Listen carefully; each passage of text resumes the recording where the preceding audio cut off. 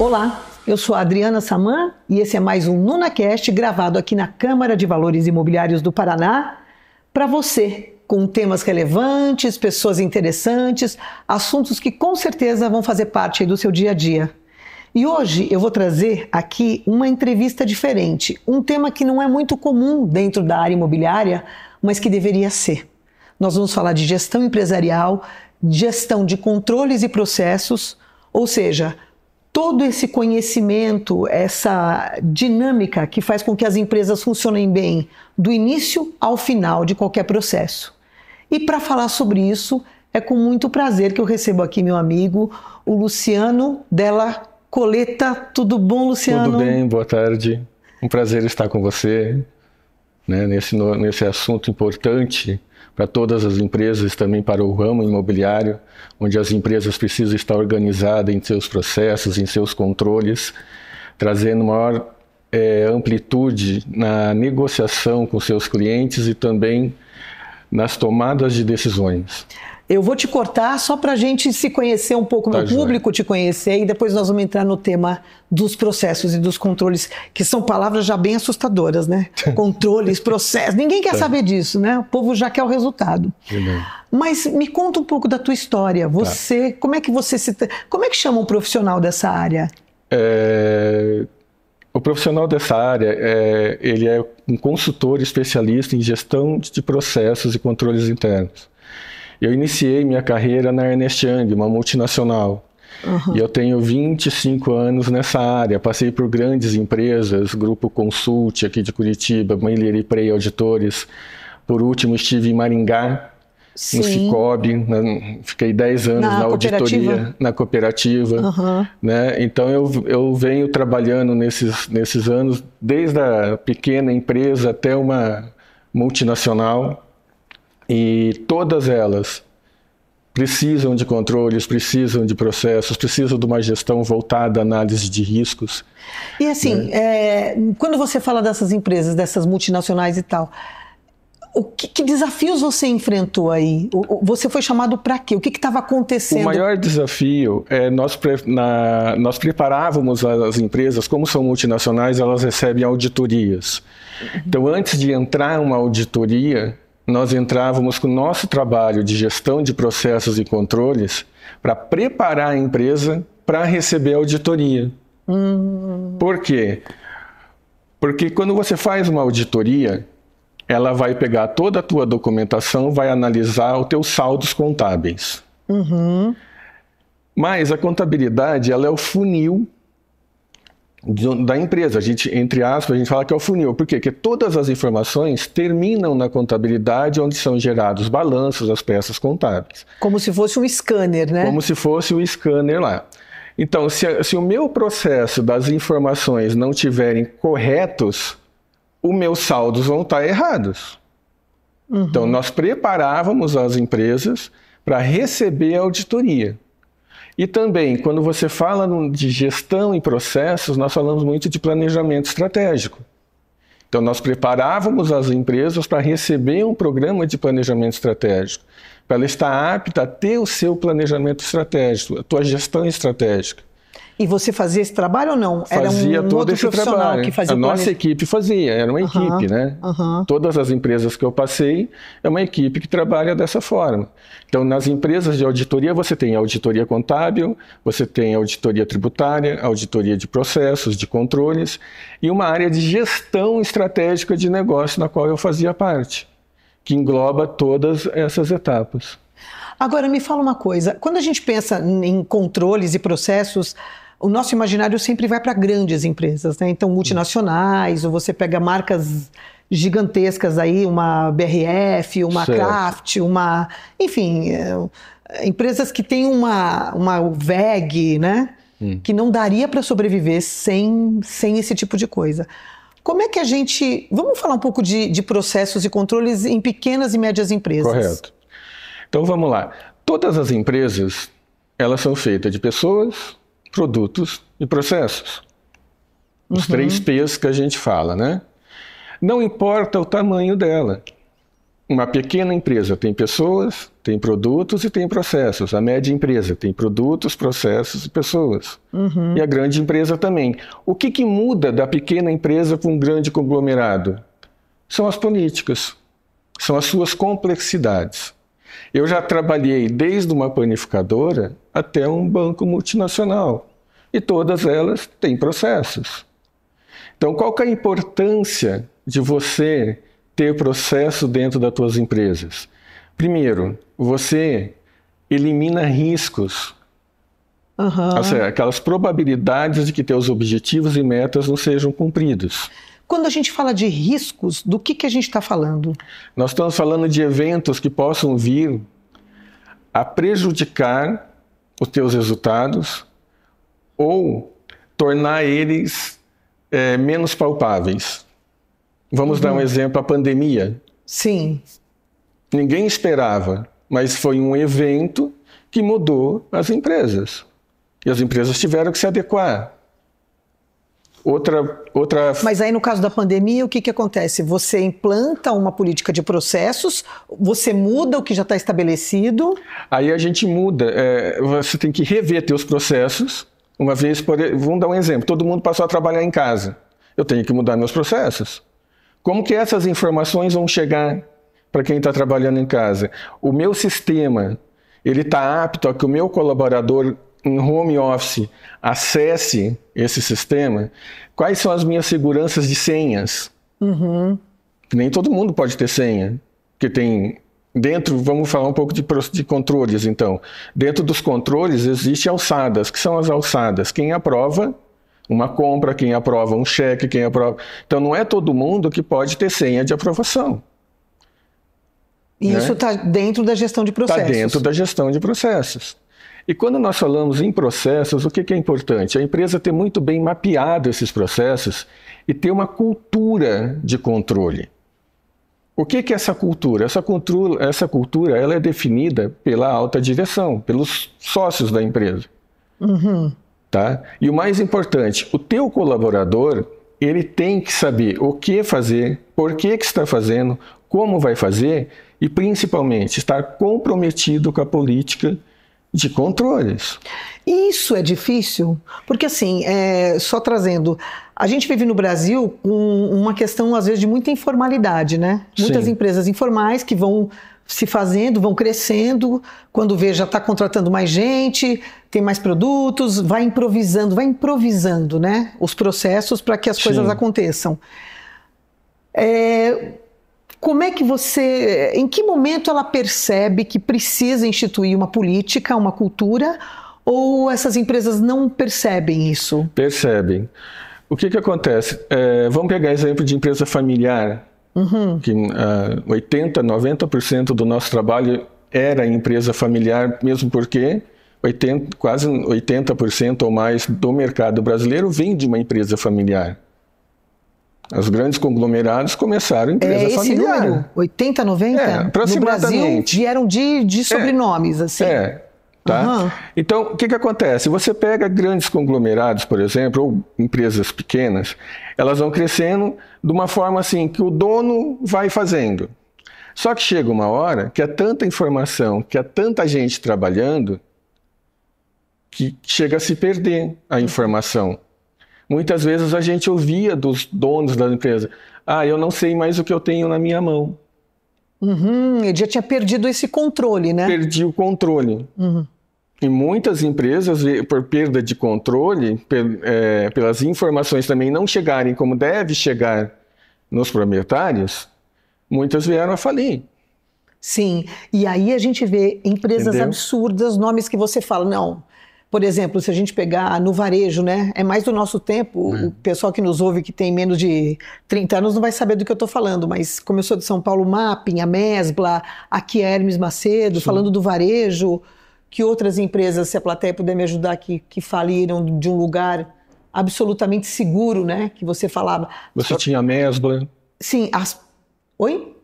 Prosdóximo. As próprias construtoras, né? Nós tivemos grande a Cidadela, a TAR.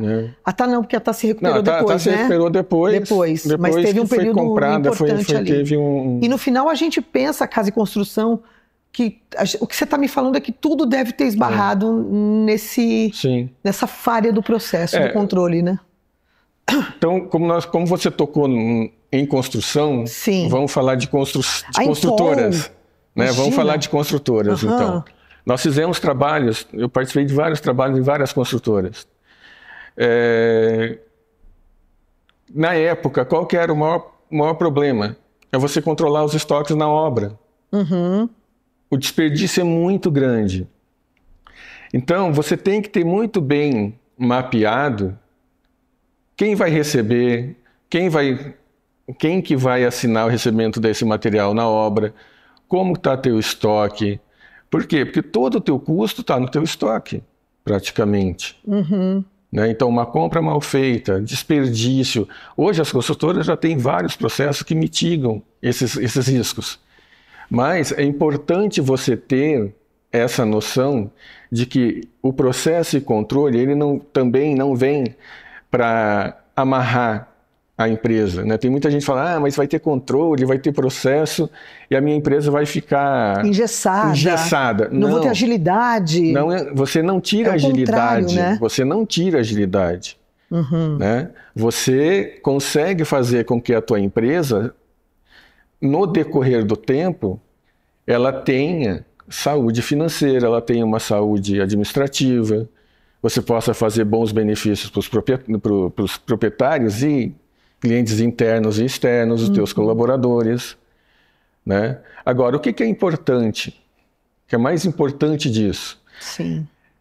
Aqui no Brasil, quando a gente contrata, você contrata uma pessoa, você chega, coloca ela no computador e fala, a tua tarefa é essa. Legal, você dá treinamento na função dela. Mas aonde vai impactar a função dela? Porque ela faz parte de um processo. Mas ela sabe, porque a sensação que eu tenho é que as pessoas são contratadas, você coloca a pessoa ali na frente do computador e ela tem que, né, achar uma bola de cristal para entender o que ela vai fazer.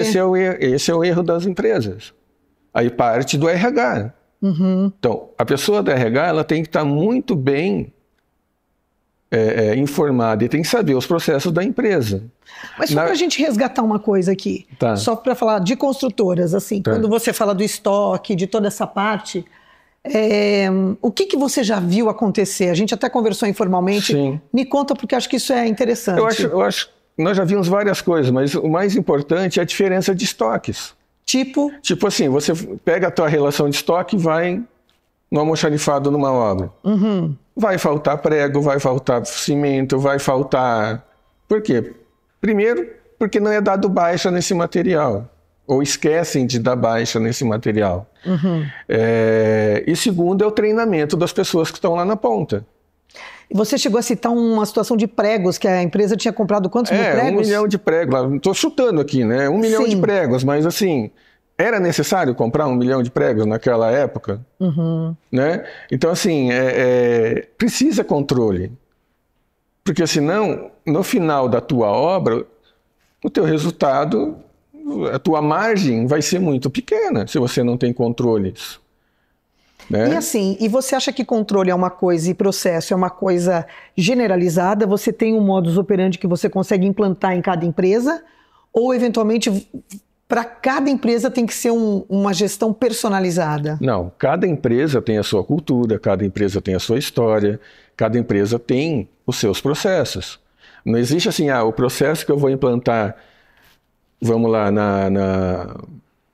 vou chutar aqui, a Decathlon, é o processo que eu vou adotar... Para Centauro. Para Centauro. Não. Por quê? Porque ela tem a cultura dela, ela tem a cultura de ambiente dela, ela tem... a forma de gestão dela, né? Apesar que todas têm contas a receber, a pagar. Alguns processos, eles são básicos em todas as empresas. Quem tem estoque, conferência de estoque. Esse é o básico. Caixa, conferência de caixa. Compras. Quem aprova? Deixa eu botar um assunto quem polêmico aprova, aqui. tem cotação. Por exemplo, você pega uma lojas americanas, plateia fica à vontade para perguntar, tá? Por favor. Tem uma lojas americanas que você olha de fora e tá tudo ok, aí vem um escândalo, né? E você imagina que é uma empresa que deve ter controles e processos bem definidos ali dentro. Sim. Como é que isso acontece? Aonde que está a falha? Aonde que está o que falhou no sentido de abrir uma brecha para que um evento como esse acontecesse? Não citando as pessoas, mas o evento em si. O evento em si. Aí a gente tem que ver toda a história, né, da empresa. Nós temos que ver a forma que foi mapeada, a forma que foi definido esse contrato de auditoria e consultoria, o que efetivamente era para ter sido visto nesse trabalho, onde estavam os gaps que deixaram de ser vistos. Então, porque toda auditoria você tem um escopo de trabalho. Sim. Existe um escopo. Então, será que naquele caso o escopo era pegar fraude? Não sei. Será que era pegar roubo? Será que era pegar problema de estoque? Será que era? Entendeu? Então, qual que era o escopo do trabalho naquela época? Que a gente trabalha por escopo de trabalho. Então, por exemplo, quando a gente é contratado, o nosso escopo para essa empresa vai ser estoque. Nós vamos fazer só estoque. Se está com problema no financeiro, se está com problema no compras, nós vamos fazer estoque. Porém, quando a gente fala de processos, não é que a gente vai lá e vamos só lá dentro do estoque. Não. Por quê? O estoque envolve o quê? Antes de ver estoque, você tem que ver compras. Isso que eu ia falar, uma coisa está engatada na outra. Você não vai conseguir olhar só para um lugar. Não. Então, aí você vai ver compras. Você vai ver compras, você vai ver quem que aprovou compras. Aí se você vê quem aprovou compras, tem alguma coisa para pagar. Então, a gente vai no financeiro. Certo. Então, assim, existe uma cadeia produtiva que tem que ser auditorada, né? Que tem que ser monitorada. Sim. Por isso da importância de, quando contratar uma pessoa, você explicar o processo que ela está inserida. E por que as empresas não fazem isso, que é o básico? É cultura. A nossa cultura, vamos lá, a cultura americana. Existia um programa muito legal na televisão que era o Sócio. Não sei se vocês lembram. Não. Que era um senhor careca, comprava as empresas para ajudar a arrumar os processos. Qual que era a primeira pergunta? Assim. Tipo um reality show? Então, qual que era a primeira pergunta que ele fazia? Quais são teus processos? Por quê? Porque a cultura lá é de processo. A cultura americana. Quando a pessoa entra, fala, amigo, o processo da empresa é esse. Se você falhar aqui, toda a cadeia produtiva vai dar um problema. Vamos dar um exemplo prático? Vamos falar de estoque. Se eu der entrada numa nota fiscal errada, então vamos lá, o que eu ocasionei? Primeiro, meu estoque vai estar errado. Sim. Segundo, meu contas a pagar vai estar errado. Que eu lancei errado, não sei quanto que vai pagar. Vai chegar um boleto lá no financeiro, o cara vai falar, mas da onde veio isso? Como que surgiu isso? Tá? Certo. E se eu lancei a nota errada, também o que vai gerar? Tributos errados. Ou eu deixei de pagar tributo, ou deixei de recuperar tributo, ou paguei a mais. Então, olha o que desencadeia um lançamento de nota. E aí o que é? Falta de controle? Por que o funcionário fica vulnerável a ponto de gerar essa confusão, esse risco? É falta de treinamento. É falta de... Quando você contrata, e eu sei que isso é difícil nas empresas, tá? Teve um trabalho que nós fizemos, bem rapidinho, no grande conglomerado, que a nota chegava lá na portaria. E tinha uma pessoa que não sabia nem ler nota. O que nós fizemos? Contratamos um auxiliar de contabilidade para estar lá na ponta. Para receber a nota. Para que essa nota seja lançada corretamente, para que na contabilidade, lá na tua contabilidade, já esteja tudo correto. Já esteja correto o estoque, já esteja correto o teu contas a pagar, a tua contabilidade já esteja lançado correto em termos de tributos e tal. Então, não é simplesmente você contratar a pessoa, mas as empresas têm que passar para a pessoa assim, o porquê que eu estou fazendo isso, não é o que eu vou fazer. É o porquê. Sim. É diferente a leitura. E eu vou pegar um gancho. Na plateia a gente tem pessoas que têm empresa, certo? Por que vocês acham que é tão difícil colocar as pessoas certas no lugar certo? Você tem empresa, né, Paulo? Sim, tem empresa. De que empresa que você é, Paulo? Eu sou sócio da SH Plan, que é uma empresa de gestão de projetos e obras, e tem a PH Engenharia também, que faz mais ou menos a mesma coisa, só que mais focada em obras menores. Então, nós estamos falando de empresas que precisam absurdamente de processos. Sim. Você concorda com o Luciano que é difícil implantar? É difícil, concordo. Por quê? No meu grau. Eu acho que nem todas as empresas elas estão preparadas para receber as pessoas, e nem todas as pessoas estão preparadas para os processos das empresas. Então, eu acho que as empresas elas vão se formando, e eu entendo que os processos eles não estão talvez todos já claros e alinhados. Na empresa ela não tem isso tudo desenhado, e quem entra acaba fazendo o que sempre fez, do jeito que sempre fez, fazendo o melhor que pode, né? Sim. Mas como ela não tem uma diretriz, né, da empresa, dentro da cultura da empresa, de como ela tem que fazer, ela acaba fazendo do jeito que ela percebe que seria o melhor para ser feito, e não necessariamente isso é o que vai gerar o melhor resultado para a empresa. Eu entendo que talvez isso seja um ponto para você ter a pessoa certa no lugar certo. Né? Maravilha. Então o Paulo está trazendo o que você disse, né? Sim. Dessa dificuldade. E dentro do que o Paulo comentou, eu acho muito importante, teve um trabalho que nós fizemos no RH. O RH ele era distribuído assim, você tinha a pessoa que fazia folha, a pessoa que fazia benefícios e a pessoa que pagava. Tá? Essa pessoa aqui, que fazia folha, ficou doente. E a gente estava num processo de auditoria. Eu vim conversar, mas do lado da mesa, tá? Eu vim conversar com essa pessoa aqui. Falei, olha, eu preciso de informações sobre a folha, tal. Não é comigo. Sim. Eu falei, como assim? Mas você trabalha do lado da pessoa. Não, é só com ela. Me mandaram fazer isso. É bem o que você está falando. Assim, as pessoas não têm a cultura de querer conhecer mais. Sabe? Ela entra na empresa, ó, você vai fazer isso. E ali, ela não quer expandir, ela não quer crescer. É um grande problema nas empresas isso. Eu falei para essa pessoa, falei, gente, mas vocês trabalham do lado, você precisa saber o processo dela. Então, vamos supor que ela saia de férias. Um conglomerado desse tamanho vai ficar 30 dias sem receber salário. Isso a gente vê muito no funcionalismo público. Ah, não, o chefe está de férias, para a prefeitura, para a engenharia, para tudo, porque só ele que assina. Então, mas eu vou colocar uma pulguinha atrás da orelha e vou provocar.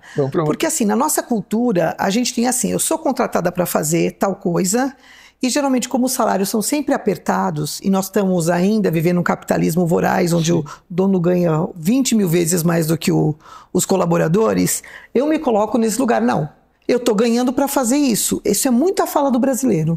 Sim. Eu ganho para fazer isso.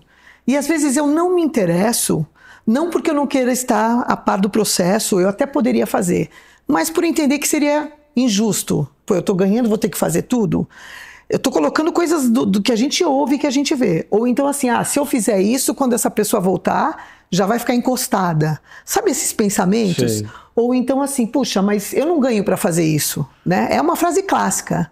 Eu não vou lá porque eu não ganho para fazer isso. Porque aí eu acho que tem que ser uma coisa que vem de cima para baixo, entendeu? Os donos, os gestores, quem contrata essas pessoas, quem coloca essas pessoas nesses lugares, como é que eu posso deixar esse funcionário confortável, ele entendendo que ele está ganhando justo, que talvez ele tenha possibilidades de crescer estrategicamente e que tem alguém olhando por isso? Sabe, é uma conta que ainda não fecha. Aí nós vamos voltar na cultura da empresa.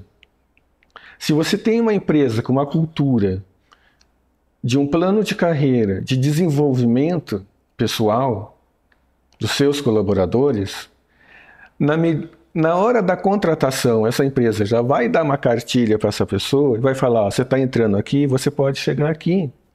Ela não vai agir assim, se ela estiver comprometida. Mas e se a empresa não tem um plano de carreira? Se ela não tem um plano de carreira, eu acho que aí cabe de cada um querer saber onde quer chegar. Porque assim, eu quando comecei a trabalhar, é que a nossa geração também ela é diferente, né? A gente, não, eu quero chegar... O meu sonho, quando entrei na Ernst Young, que é uma das 5 maiores auditorias do mundo, o meu sonho era ser o diretor da empresa. Simples assim. Então, assim, onde você quer estar? Tá, Né? mas aí vamos trazer... Aí a empresa também, ela tem que te dar condição de poder chegar onde você quer estar. Então, o fato de eu me interessar pelo processo ou pela tarefa do meu par que está do meu lado, isso já é um diferencial meu perante a minha gerência, perante ao meu diretor. Eu falo, não, essa pessoa efetivamente está conosco. Ela está se interessando pela empresa. Ela quer chegar em algum lugar. Porque eu quero acreditar que ninguém entre numa empresa só para ganhar salário. Isso ainda no funcionalismo você tem pouco isso. Não, tirando mas tirando funcionalismo. Mas sim, no setor empresa privada. No setor privado, assim, ninguém entra, gente, em sã consciência. Eu vou chutar aqui, não estou desmerecendo ninguém. Ninguém entra ali para ser eternamente um auxiliar administrativo. Ele quer chegar a supervisor, ele quer chegar a gerente. Sim, né? Mas aí eu vou te colocar um outro desafio. Ó, eu estou provocando porque são coisas que eu vou ouvindo, né? E acho que a gente é meio contemporâneo. Sim. Não vou nem entrar não vou nem perguntar a sua idade para não perder a sua amizade, entendeu? Mas se você nasceu em plena ditadura é porque a gente já... Nós estamos ali. Nós estamos ali. A gente viu alguma coisa ali. Sim. Mas o fato é que assim, nós estamos num momento contemporâneo aonde as empresas podem ter processos, ok, podem ter planos de carreira, mas eu tô com uma galera muito volátil. Sim. Onde assim, né, eu entro aqui, daqui 6 meses eu já saio, eu vou morar, eu sou um nômade digital, então eu posso trabalhar de onde eu quiser, e processos são necessários aí, mas não necessariamente esse cara tem um plano de carreira. Não. Como é que esse cara, ele já vem com uma cultura diferente de ter um lugar mais de parceria, de colaboração, ou não? Ele continua com essa visão do eu aqui e o resto que se vire, entendeu? Ou mudou alguma coisa nessa percepção? Eu acho que mesmo você sendo essa nova geração, vamos lá, nova geração... Sim, de 15 anos para cá. De 15 anos para cá, não existe o compromisso que nós tínhamos na nossa época. Né? Por que isso está acontecendo? É que nem você falou, eles querem estar mudando, eles querem coisa nova, eles querem estar em todo lugar ao mesmo tempo. Sim. Né?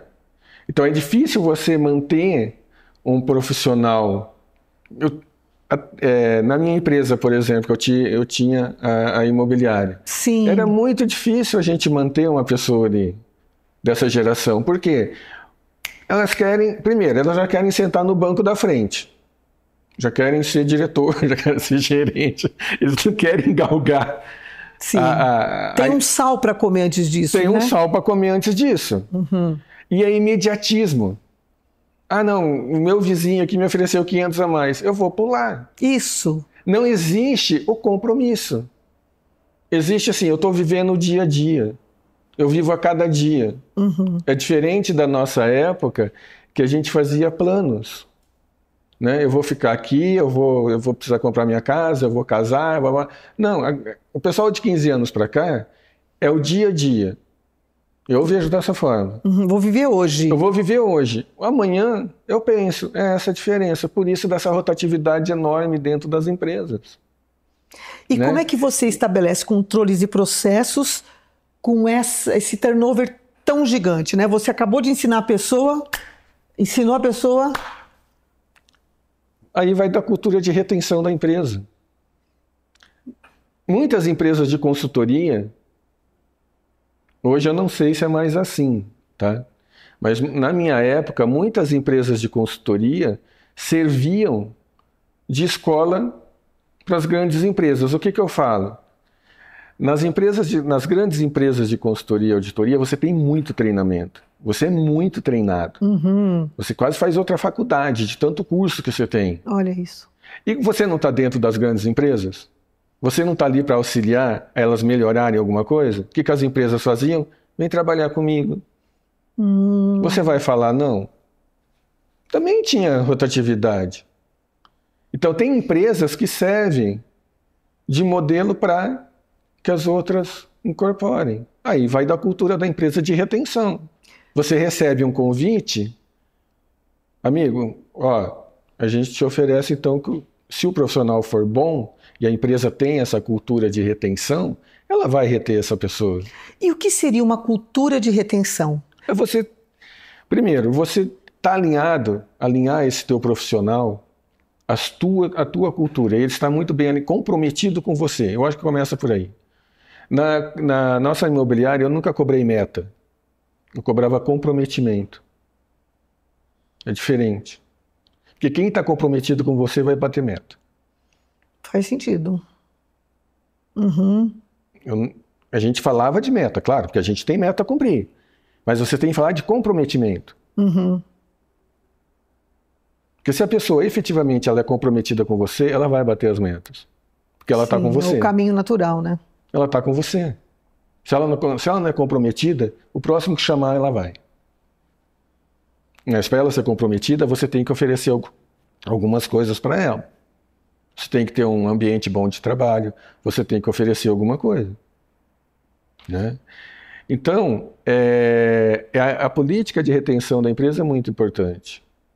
Eu vou te interromper um pouquinho, claro. Luciano, e vou voltar para a plateia, porque a gente também está com uma outra empresária aqui, uma arquiteta, que está na área, né, de esquadrias de alumínio, né, de alto padrão. Quando a gente fala de indústria, é inevitável pensar em processos. Como eu sou muito da área de serviços, os processos estão mais ligados a processos tecnológicos, são ferramentas, mas na indústria não. Você está falando de uma questão até operacional, né? Além de uma linha de produção apoiada pela tecnologia, pelas inovações e tal. E nesse caso nós estamos falando de uma empresa familiar, que é o que você trouxe, que a maioria das empresas do Brasil são familiares. Existe alguma dificuldade em implantar processos quando existe um ambiente familiar e a divergência, né? Principalmente a divergência de foco, de objetivo ou de sentido sobre aquela empresa, né? Nem todos enxergam a empresa da mesma maneira. Como é que você enxerga isso, Karine? Ai, Adriana,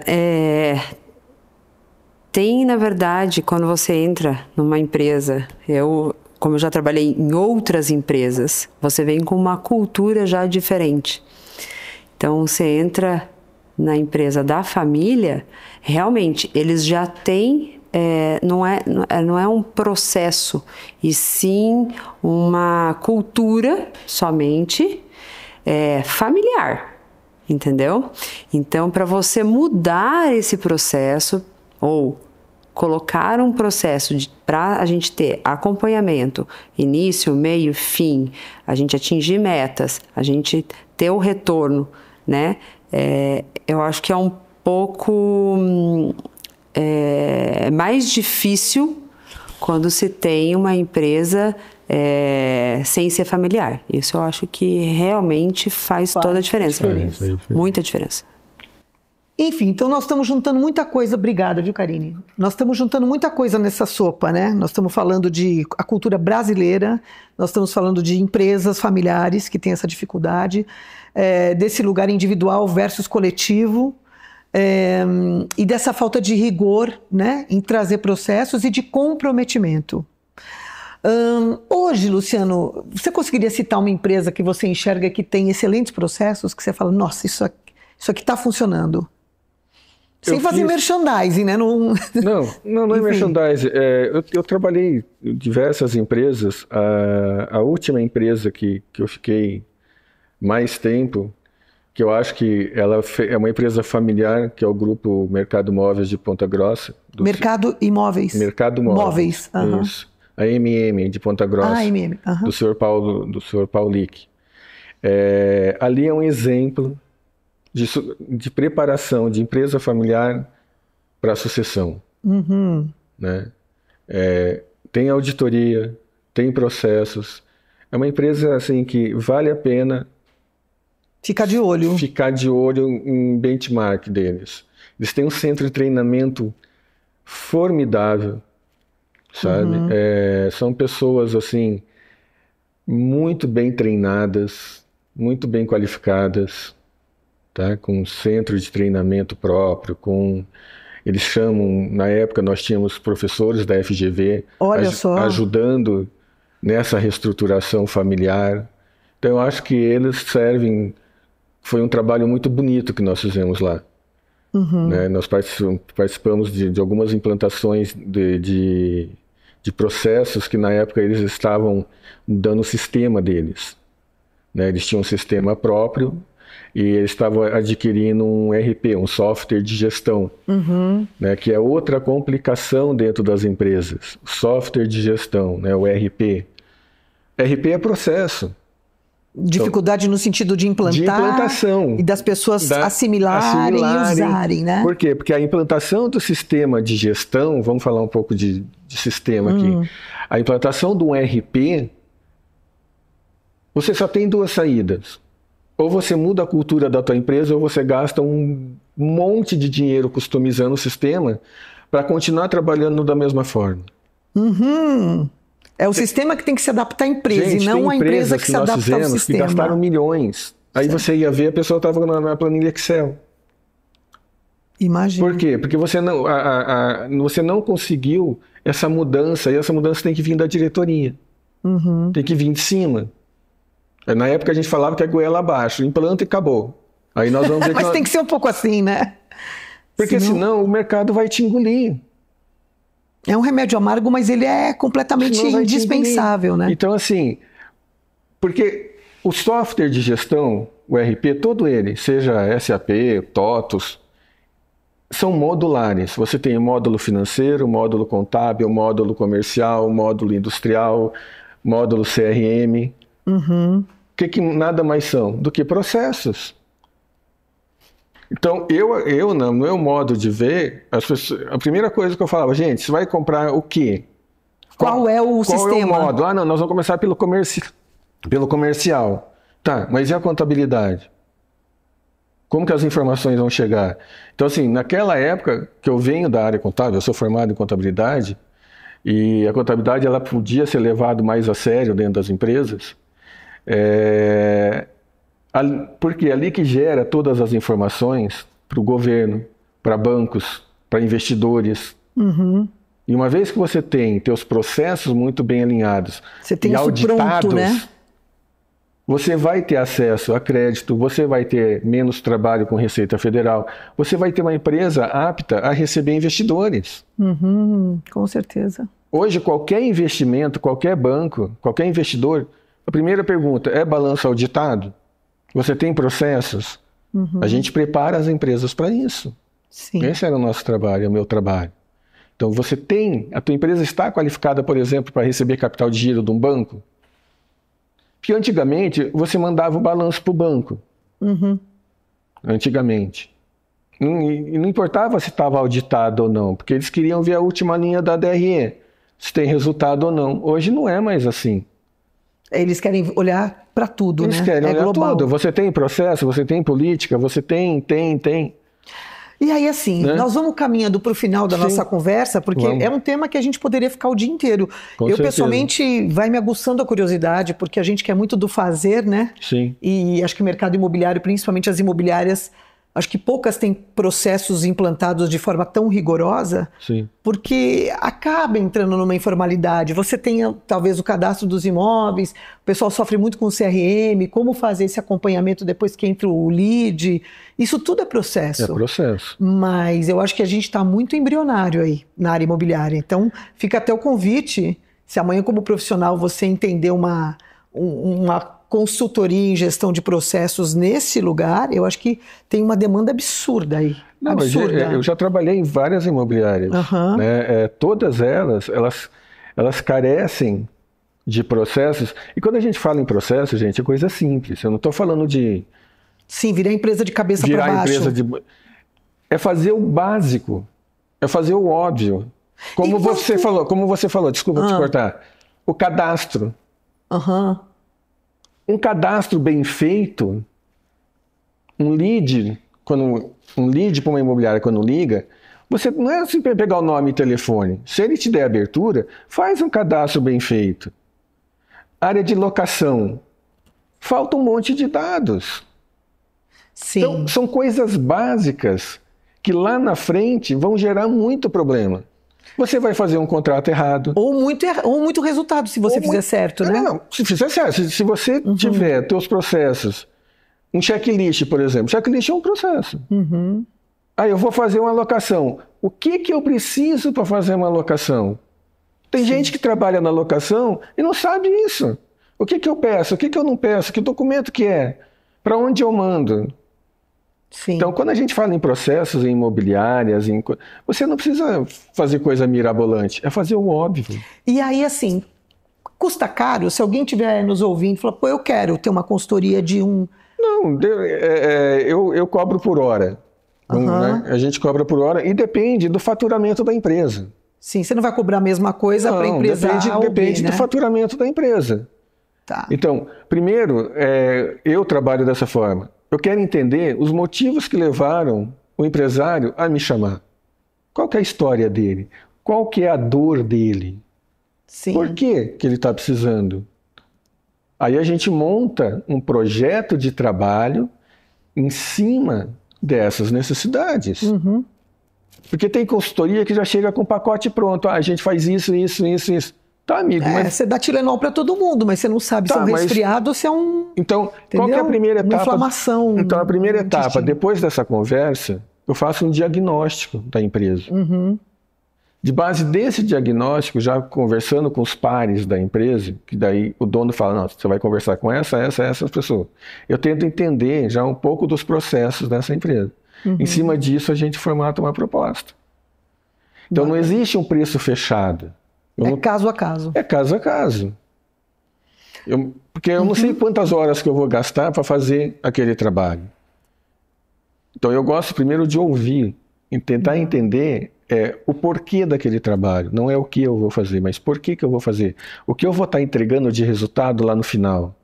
Porque muitas vezes a consultoria você ouve, você esse cara aqui um tempão e não fizeram nada. Porque a consultoria ela não é mensurável. Sim, ela é meio subjetiva, né? Não é que nem, por exemplo, a consultoria tributária, que o consultor tributário vai lá, pega todas as tuas notas, nós vamos recuperar 1 milhão de tributos. Sim. É diferente. Então, a consultoria em gestão, ela vai te dar resultado num longo prazo. Mas precisa ter um começo. Luciano, antes da gente terminar, eu queria fazer um convite. Se você conseguir criar um processo doméstico para a gente fazer os filhos acordarem, escovarem os dentes, se trocarem rapidamente, entrarem no carro, irem para a escola, terem um bom desempenho, voltarem e a gente ter pessoas para nos ajudar até a compra, poder dormir tranquilamente, colocar um cheirinho no lençol e chamar você para... O dia que você inventar isso, você me fala, porque eu pago a tua consultoria, tá? Eu vou começar a plateia concorda? Eu vou começar a descrever hoje à noite. Bom, querido, eu vou ter que parar a nossa conversa. Eu agradeço muito pelo convite. E se as pessoas quiserem te achar, como é que te acham?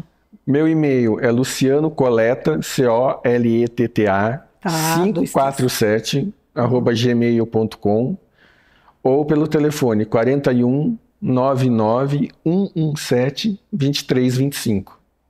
Maravilha. E para você que nos assistiu e aprendeu um pouco sobre processos e controles, eu agradeço a audiência, agradecendo vocês que estão aqui também. Luciano, mais uma vez, obrigada, por estar aqui com a gente. E não deixar de agradecer aos nossos patrocinadores, começando pela Câmara de Valores Imobiliários do Paraná, que nos cedeu esse lugar para essa gravação diferente esse ano, e também a SZL Imóveis, a Espaço Italina Móveis Planejados. Quero agradecer também a Dedomite Incorporações e a Paulo Celes Imóveis. Foi uma delícia ter você comigo e até o próximo episódio.